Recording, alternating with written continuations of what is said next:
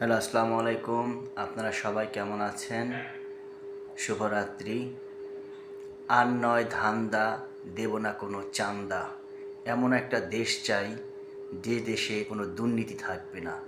আসুন আমরা সবাই মিলে দলবল নির্বিশেষে একজন যোগ্য ভালো ব্যক্তিকে ভোট দেই, যে জনগণের কথা ভাবে, দেশের কথা চিন্তা করে। আমাদের দেশ, আমি আগেও বলছি, একটা সুন্দর নেতার অভাব। আমাদের দেশ একটা নেতৃত্বহীনতায় ভুগছে। ভালো একজন ব্যক্তি দরকার যে আমাদের বাংলাদেশকে সুন্দর পথে পরিচালিত করতে পারে। তো আমরা সবাই ভালো এবং যোগ্য ব্যক্তিকে ভোট দিব, যে জনগণের কথা শুনে দেশের জন্য কাজ করবে। আর আমার শুভাকাঙ্ক্ষী এবং বাংলাদেশের নাগরিকদের প্রতি আমার আহ্বান, আপনারা এই নির্বাচনের সামনে করে কোনো ঝামেলার মধ্যে জড়াবেন না। আপনি আপনার পরিবারের জন্য অনেক গুরুত্বপূর্ণ।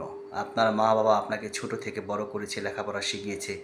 আপনার মাধ্যমেই আপনার পরিবারটা চলে। আপনার বাচ্চা আছে, ভাই বোন আছে, তাদের কথা চিন্তা করে আপনারা কখনো কোনো ঝামেলায় জড়াবেন না। বাসায় থাকবেন, ভোট দিবেন, অবশ্যই কোনো ঝামেলায় জড়াবেন না। তা আমরা একটা সুন্দর দেশ চাই, সুন্দর বাংলাদেশ চাই, যে দেশটা আমরা তিন বেলা খেতে পারবো, আমরা স্বাধীনভাবে কাজ করতে পারবো, কোনো ঝামেলা থাকবে না।